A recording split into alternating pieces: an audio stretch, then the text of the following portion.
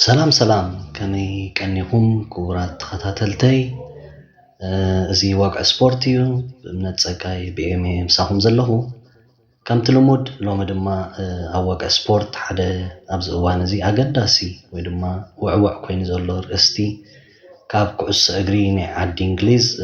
بزعبا ايفرتاني بزعبو قال نقر كنباهال متسيلهو كمتي أبزينا سمعنايو ايفرتان فاينانساوي حقيت حساب الزبل ناي 10 نتبي مقطعتي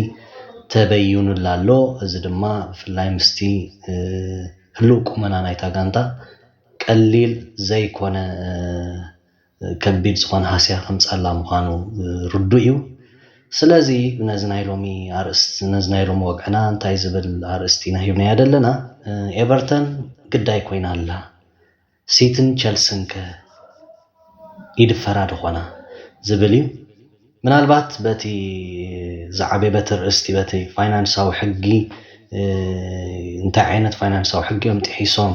ايفرتون زبل بوت نجمر داس بلاني حدا حق له حجي كلت انديت حدا ناي اف اي يو ناي عاد انجليزي حدا دما ناي يفا ناي اوروباي زي ناناتو ما كايدالهم حجي ايفرتون تقطعات بالدلا بزي ناي اف اي حقيو بزي ناي اف اي حق خان تا يزبل حنت كلب اب 3 عامات كساب 105 مليون باوند كتكسر يفقديو كاون العلي انت راهوين تخسارغنا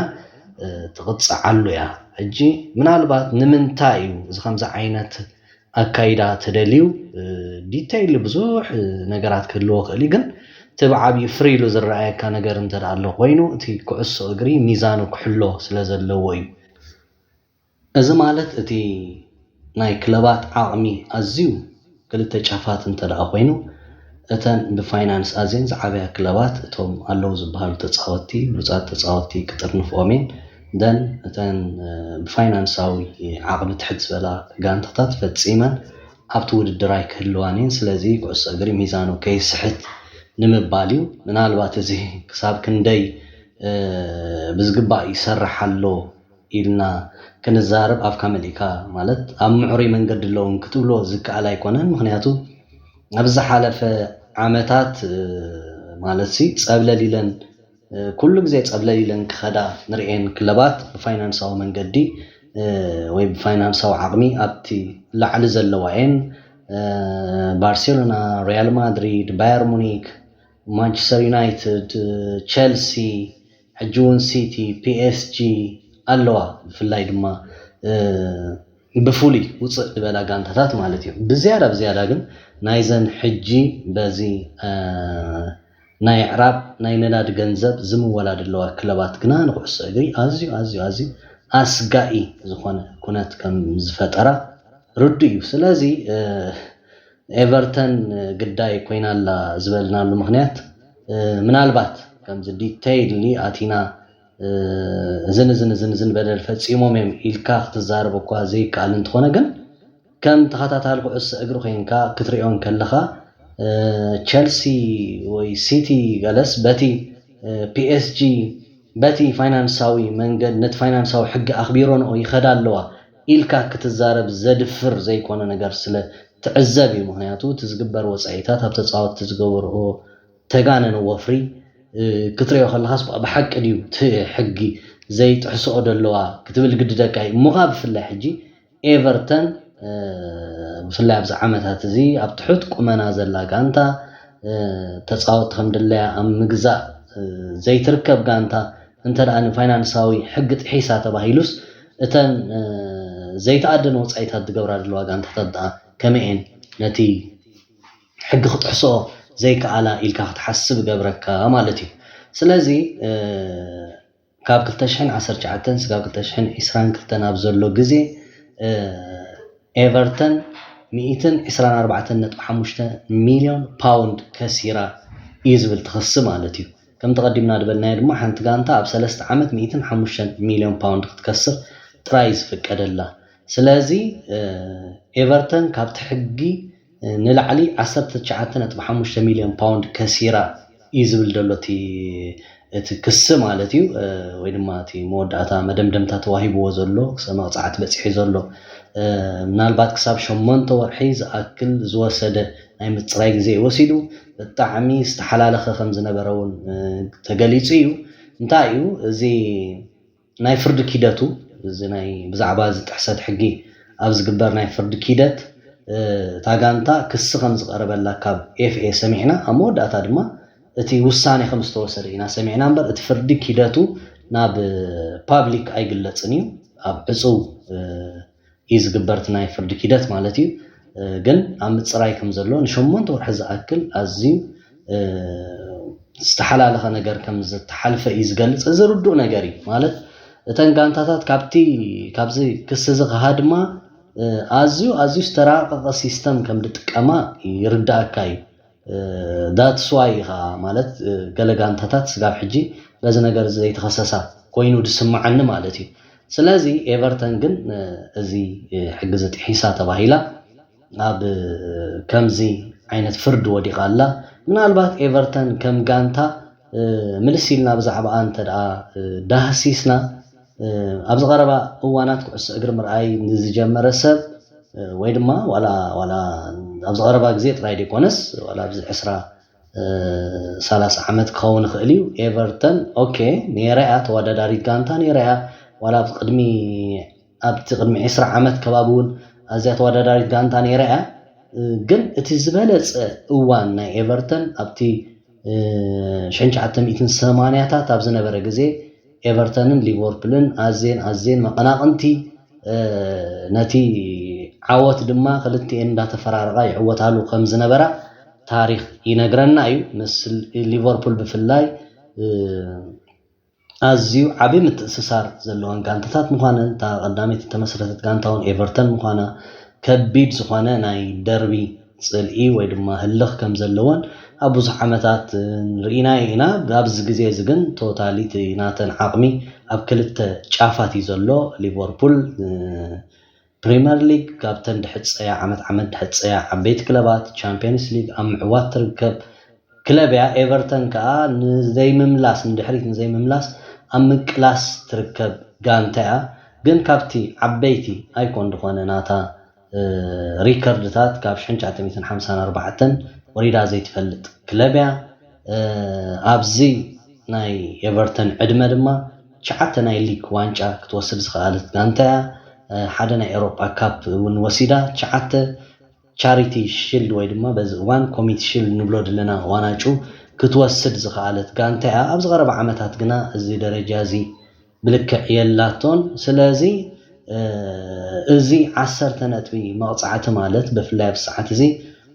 ኣብ 10 ብክንደይ ቃልሲ ክጅመር ከሎ እዚ ዓመት እውን ኣዝያ ተኸታታሊ ነጥቢ እንዳጥፍአት ፀኒሓ ድሓር ግን ተበራቢራ ቁሩብ ኣብ 14 ደረጃ ብ14 ነጥቢ ተቐሚጣ ነይራ ሕጂ ግን በዚ ተወሲኑ ዳሎ መቕፃዕቲ 10 ነጥቢ ስለ ዝጎደላ ብ4 ነጥቢ ኣብ መበል 19 ደረጃ ተቐሚጣ ኣላ በርንለይ ጥራይ ኣደላ ብድሕሪያ ማለት እዩ ስለዚ እዚ ናይ ምውራድ ሓደጋ እውን ኣንፀላሊዋ ኣሎ ምናልባት ዓመት እኳ ጌና እንተኾነ ግን ቀሊል ስነ ኣእምራውን ብኩሉ መዳይ ማለት እዩ ሃስያ ከም ዘለዎ ሩዱ እዩ ሶ ምናልባት እስከ ኣብ ዝሓለፈ ግዜያት ኣብ ፕሪምየር ሊግ ብፍላይ ክሳብ ክንደዚ ከቢድ ዝኾነ መቕፃዕቲ ኣብ ክለባት ክውሰን ተራእዩ ኣይፈልጥን እዩ ከም ታሪክ እንድሕር ገንፂልና ኣብ 1919 ኣብ ዝነበረ ግዜ ሊድስ ካብ ካልኣይ ዲቪዥን ንክትወርድ ተገዲዳ ነይራ 10 ፀወታታት ጥራይ ምሰልዓለትሉ በቲ ዝተኻየደላ መርመራ ናይ ሕጊ ጥሕሰት ጌራ ስለ ዝፀንሐት ዌስትሃም ኣብ 2006-2007 ከምኡ ጥሕሰት ፈፂማ ተባሂሉ 5.5 ሚልዮን ፓውንድ ክትቅፃዕ ወይ ክትከፍል ተበይንላ ነይሩ ኣብ 1997 ከዓ ሚድልስብሮ ከምኡ ሕጊ ጥሕሰት ከም ዝጠሓሰት ስለ ዝተረጋገፀ 3 ነጥቢ ክትቅፃዕ ተበይንላ ነይሩ እንትኾነ ክሳብ ክንደዚ 10 ነጥቢ ብፍላይ ሕጂ ንብል ኣለና ንኤቨርተን ኣብ ሰዓት እዚ ሓንቲ ነጥቢ ምስ ሓንቲ ጋንታ ማዕረ ውፅኢት ሒዘን ክወፃ ሓንቲ ነጥቢ ሒዘን ክወፃ ከመይ ከም ዝጋደላ ተናብ እቲ መወዳእታ ናይ ሰንጠረዥ ዘለዋ ጋንታታት ንሪአኒና ስለዚ 10 ነጥቢ ማለት ቀሊል ኣይኮነን ምናልባት ብደረጃ ኤውሮጳ ኣብዚ ሓለፈ ቀረባ ግዚያት ንሕና እኳ ንዝክሮ ንኣብነት ኣብ ልዕሊ ጁቬንቱስ ብ2006 ናብ ታሕተዋይ ደረጃ ክትወርድ 9 ነጥቢ እውን ክትማት ተቐፂዓ ክትጅምር ከምዚ ዓይነት ከቢድ መቕፃዕቲ ተበይንላ ነይሩ ሰዓትቲ ፊዮረንቲና 15 ነጥቢ ተቆሪፅዋ ሚላን 8 ነጥቢ ተቆሪፅዋ ላዚዮን 3 ነጥቢ ተቆሪፅወን ነይሩ ኣብ ዓዲ እንግሊዝ ግን ንመጀመርታ ግዜ ማለት እዩ ኣብ ልዕሊ ኤቨርተን ተወሰደ መቕፃዕቲ ስለዚ ዛትስዋይ ግዳይ ኮይናላ ምናልባት ነተን ካልኦት ጋንታታት ዓብይ መምሃሪ ወይ መፈራርሒ ክኸውን ይኽእል ግን ተቐዲምና ዝሰማዕናዮ ወይ ክደጋገመና ዝፀንሐ ክሲ ኣብ ልዕሊ ቸልስን ሲቲን ሶ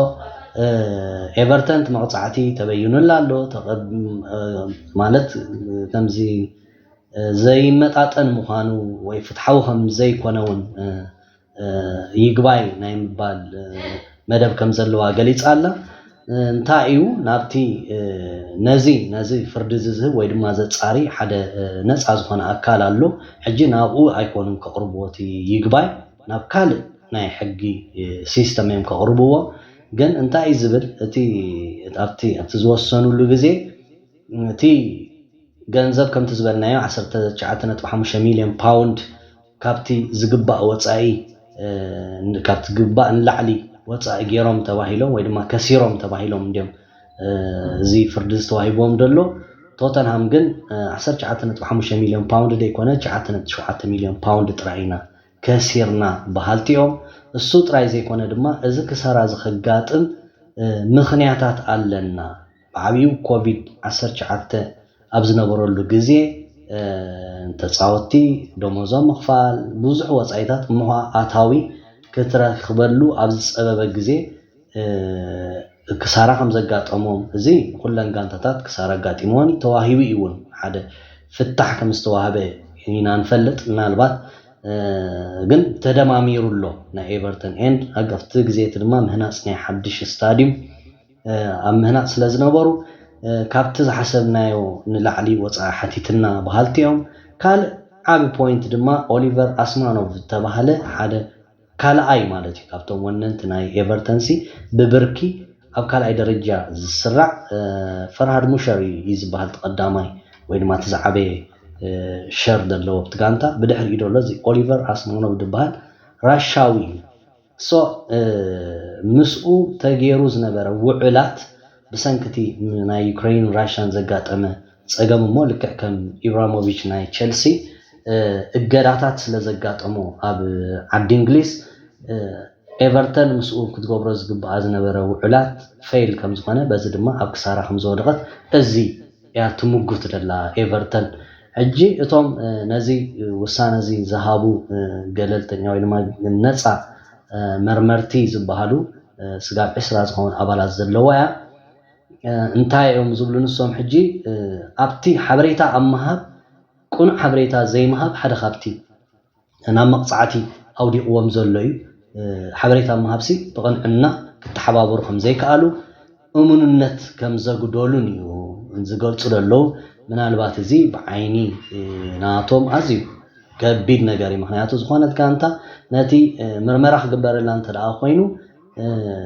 ብቕንዕና ወይ ድማ ብግሉፅነት ሓበሬታታት ክትህብ ከም ዝግባእ ትግደድ እያ እንተደኣ ኣብዚ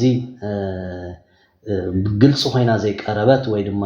ኣብቲ ናይ እምነት ምጉዳል እንተደኣ ርያ እዚ ናብ መቕፃዕቲ የብፅሓ እዩ ስለዚ ኤቨርተን ድማ በቲ ግዳይ ኮይና ኣላ እቲ ናቶም ይግባይ ድማ እንታይ ዓይነት ምላሽ ክወሃቦ እዩ ክንሪኦም ኢና ግን እስከ ንኤቨርተንስ ዝኣክል ውሳኔ ተዋሂብዎ ኣሎ ማንሲቲን ቸልስን ከ ኢልካ ክትሓትት ትገብረካ እዩ ምክንያቱ ኣይ ቲንክ ናይ ማንሲቲ ክሳብ 115 ክሲ ንኤቨርተን ሓንቲ ኣታ ክሲ ነይራ 8 ወርሒ ዝኣክል ዝወሰደ ንምፅራይ ዝወሰደ ክሲ ሓንቲ እያ ነይራ ንማንሲቲ ጥራይ ግን ክሳብ 115 ዝኸውን ክስታት ተገይሩሎ ማለት እዩ ገና ምፅራይ ኣሎ እዩ ዝበሃል ዘሎ ማንሲቲ እቲ ኣብ ኢንግላንድ ትዝዓበየ ዝበሃል ወይ ድማ እቲ ፈፂሙ ኣብ ዝገበሮ ናይ ጥብቅና ስራሕ ተሳዒሩ ኣይፈልጥን እዩ ዝበሃል ኣዝዩ ብዙሕ ገንዘብ እናኸፈሉ ንዑ ጠበቃ ገይሮም ይምዝካራ خرد ለው ስለዚህ እዚ ናይ ሲቲ ከ ማለስን ኣብ ከምዛ ዓይነት ፍርዲ ይመጽእ ድኸውን መቸን ካብዚ ሁሉ ንብሎ ደና ክስተታት ሲ ገለስ እንተዳ ሓቂ ጸኒሑ ከምቲ ብዙሓት ገልጽዎ ደለው ቀሊል ኣይክኸውንኒ ክሳብ ናብ ታሕተዋይ ዲቪዥን ናይ ምውራድ ውሳኔ እውን ድጽበየን ዘሎ ንማን ሲቲን ቸልሲ ንብሉ እዮም ግን ሓፈሻው ክትሪኦም ከለኻ ማለት ክሳብ ክንድኡ ደፊሮም ከአብ ርእሲኤን ውሳኔ ክወስዱ ይኽእሉ ዶ ሕጂ ሓደ ዘይተሓታተት ነገር ምናልባት ድፍሪልካ ክትብሎ ዝገብር እንታይ ኣብ ኩዕሶ እግሪ ክሳብ ናይ ብሓቂ እቲ ፍትሓዊ ዝኾነ ኣካይዳ ኣሎ ኢልና ኣብ ሰዓት እዚ ብፍላይ ክትዛረበሉ ኣይትኽእልን ኢኻ ምክንያቱ ንሪኦ ኣለና ፖለቲካዊ ኣራእያ ናይ ውልቀ ሰባት ወይ ድማ ኣብቲ ሊግ ኣብቲ ኢንዳስትሪ ናይ ኩዕሶ እግሪ ዘለዉ ሰባት ሲ ናጽነት ተኸሊኦም ወይ ተን ምዕራባውያን ዝሓስብዎ ሓሳብ ወይ ድማ ንሰን ዝብልኦ ክድግፉ እንተዘይክኢሎም ናብ ከመይ ዓይነት መጻብቦ ይኣትዉ ከም ዘለዉ ኣብ ዝተፈላለየ ናይ እምነትና ተሓሳስባን ጉዳይ ብምዕራባውያን ዝእመነሉ ወይ ድማ ዝድፍኣሉ ተሓሳስባ ንዕኡ ክድግፍ እንተዘይክኢልካ ክሳብ ክንደይ ጸቕጥን ምግላልን ከም ዝስዕብ ንሪኦ ኣለና ስለዚ ኩዕሶ እግሪ ብሓቂ ፍትሓዊ ኣሎ ድዩ ኢልና እውን ኣብ ሰዓት እዚ ክትሓስብ ገብረካ እዩ ምክንያቱ ርኢና ኢና ዝሓለፈ ዓመት ናይ ዩክሬን ራሽያን ዩክሬን ወሪራታ ብዝብል ብዛዕባ ዩክሬን ዝነበረ ሓዘኔታ ድመስል ኣዝዩ ዝተጋነነ ብዙሕ ነገራት ባንዴራ ናይ ዩክሬን ኣብ ነፍሲ ወከፍ ፀወታ ክንሪኣ ማዕረ ኣይ ቲንክ ኣብ ናይ ላሊጋስ ኣብቲ ናይ ሪዛልት ኣብ ላዕሊ ዝፅሓፍ ቦርድ እውን ኣብኡን ባንዴራ ናይ ዩክሬን ክትርአ ርኢና ኢና ሕጂ ድማ ኣብዚ ቀረባ ግዜ ድማ ኣብ መንጎ እስራኤልን ፍልስጤምን ንዘጋጠመ ጉዳይ ከዓ ካልእ ዓይነት መለክዒ እዩ ዝወሃቦ ስለዚ እቲ ኩዕሶ እግሪ ካልእ ዓበይቲ ነገራት ይኣትዎ ከም ዘሎ ይረኣየካ እዩ ምናልባት ኣብ ዝሓለፈ ግዜያት ከምቲ ንዝክሮ እተን ዓበይቲ ክለባት ናይ ኤውሮጳ ሱፐር ሊግ ድብል ክጅምራ ተባጋጊሰን ነይረን ናይዚ ቀንዲ ሃንደስቲ ድማ ተን ኣብ ስፔን ዝርከባ ክልተ ፍራስ ሪያል ማድሪድን ባርሴሎናን ምስ ጁቬንቱስ ብፍላይ እዚ ንምንታይ እዩ ከምኡ ዓይነት ሓሳብ ክገብራ ደፊእወን ንጹር እዩ በቃ እቲ ፋይናንሻዊ ኣታዊኤን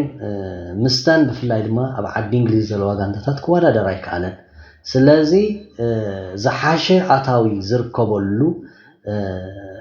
ሓደ ሊግ ፍጠር ኣለዎ ባህልቲኤን እንታይ እዩ እተን ናሽቱ ክለባት ኣብ ሕቆተን ዓበይቲ ክለባት ይኸዳ ከም ዘለዋ እዩ ዝግለጽ ማለት እዩ which means ንኣብነት ናይ ቴሌቪዥን ርኤት ዝበሃል እኳ እንተሪእናዮሲ ኣብ ላሊጋስ ካብ ናይ ባርሴሎናን ናይ ሪያል ማድሪድን ክልቲአን ዝራኸባሉ ብንፈልጥ ኢና ዝበለጸ ፀወታ ናይ ዓለም ኤል ክላሲኮ ተባሂሉ ዓብ ትኹረት ዝወሃቦ እዩ ግን ብጀካ ማድሪድ ወይ ድማ ባርሳ ዘለዋ ፀወታ ምስ ካልእ ጋንታ እንተዘይኮይኑ ናይተን ካልኦት ክለባት ሓድሕደን ዝገብርኦ ፀወታ ክሳብ ክንድዝቲ ብቴሌቪዥን ተራእይነት ዘለዎ ይኮነን ማለት እዩ ንባዕሉ ኣብ ጀርመን ንኸይድ ኣብ ጣልያን ንኸይድ ናብ ፈረንሳ ንኸይድ እዚ ተመሳሳሊ ነገር ኣሎ ሎሚ ግን ኣብ ዓዲ እንግሊዝ ኣብ ፕሪምየር ሊግ ግና እተን ቶፕ ዝበሃላ ጋንታታት እኳስ ናብ 6-7 ገፀን ደይበን ንሰን ጥራይ ደይኮና ንዕአን ኣዝየን ድብድሃ ንኣብነት ከም ኣስቶን ቪላ ብራይተን ዝኣመሰላ ጋንታታት ከዓ ንሰን ዝገብርኦ ፀወታውን ብሓፈሽኡ ማለት እዩ ብሓፈሽኡ ፕሪምየር ሊግ እቲ ተወዳዳርነት ኣብ መንጎተን ጋንታታት ዘሎ ቀሊል ስለ ዘይኮነ ካልእ እውን ክራይቴርያታት ኣሎ ነቲ ሊግ ተረኣየ ክገብሮ ዝኽኣለ እቲ ኢንዳስትሪ ናቶም ከመይ ናብዚ ደረጃ ዝብፅሐሞ ዓብ ፃዕርን ድኻምን ዝገበሩሉ እዮም ብልክዕ ግን ይዕብለል ኣሎ እቲ ናይ ኤውሮጳ ኩዕሶ እግሪ በቲ ፕሪምየር ሊግ ይዕብለል ከም ዘሎ ይረኣየካ እዩ ስለዚ እተን ኣብ ካልእ ሊጋት ዘለዋ ዓበይቲ ጋንታታት ብኣታዊ ምስአን ተወዳደርቲ ክኾና ኣይከኣላን ስለዚ ካልእ ሚንስ ኦፍ ኢንካም ዝረኽባሉ መንገዲ ሓሲበን ክሰልጥ ኣይከኣለን ግን ኣይደቆሱን ዝድቅስሉ እውን ኣይኮኑን ብፍላይ ባርሴሎና ሪያል ማድሪድ ጁቬንቱስ ብዙሕ ግዜ ክሰብ ዘይብል ዕዳ ተሰከማ ክለባት እየን ስለዚ ነዚ ነገር እዚ ክሓስቡ ድገበሮም ወይ ድማ ሕጂ እውን ክኸውን ዝደልይዎ ነገር እዩ ስለዚ እተን ክለባተን ዓበይቲ ክለባት በዚ ነገር እንዳተዋጠራ ይኸዳ እንተዳ ኣለዋ ኮይነንሲ ብልክዕ ነቲ እሙኻ ንሪአን ኣለና ሎምስ እቲ 100 ሚልዮን ሂብካ ተፃዋታይ ምግዛእ ናብ ኖርማል ነገር እንዳተቀየረ ኸይድ ኣሎ ስለዚ እዚ ዝኣክል ወፃኢታት እናገበራ ይኸዳ ብምህላውን ብሓቂ ደን ካብቲ ፌር ፕሌይ ድባል ወይ ድማ ካብቲ ፋይናንሳዊ ሕጊ ጥሕሰት ናፃ እየን ክንብል ንኽእል ዶ ኢብራሂሞቪች ኣብ ዝነበረሉ ግዜ ቸልሲ ንዝክሮ ኢና ኣሰልጣኒ እኳ ኣብ ዓመት ተቀያይረሉ ግዜ ብዙሕ ነይሩ ሓደ ሰልጣኒ ድማ ኣብ ሓንቲ ጋንታ ክፍርም እንከሎ ን3 ዓመት ዲ 5 ዓመት ዲ ይፍርም እሞ እንተዳኒ እቲ ግዜኡ ከይኣኸለ ሰልጣኒ ካብ ስርሑ ተሰጊጉ እቲ ሙሉእ ደሞዝ ክፈሎ ካሕሳ ክፈሎ ክንደይ ወፃኢታት እያ ትገብር እታ ጋንታ ኣብ ርእሲ ተፃወት ክመፁ ንርኢ ነርና ኢና ስለዚ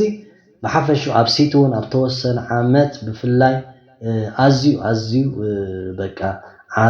ኣዝዮም ብዙሓት ተፃወቲ ክጓረቱ ናብታ ጋንታ ንርኢ ነርና ስለዚ ካብዚ ፌር ፕሌይ ናፃ እዮም ክትብል ኣየድፍረካን ትዕዘቦ ነገር ማለት እዩ ስለዚ እንታይ እዩ ክስዕብ ክንሪኢና ክድፈራድየን ክብሓቂ ግን ምናልባት ከምዚ ድርብ ዕያር ድበሃል ተጣምታ ከምኡ ምዕሩይ ዝኾነ ኣጣምታ ኣሎ ዲብልክዕ ከምቲ ኣብ ኤቨርተን ተወሰደ ኣብ ዘን ጋንታታት ክውሰድ ድኸውን ክንሪአ ኢና ብዓብዩ ግን ሕጂ እውን ማለት እዩ ሕጂ እውን ንርኢ ኣለና ኒውካስትል ሲቲ ከምኡውን ኣለዋ ብዙሓት ጋንታታት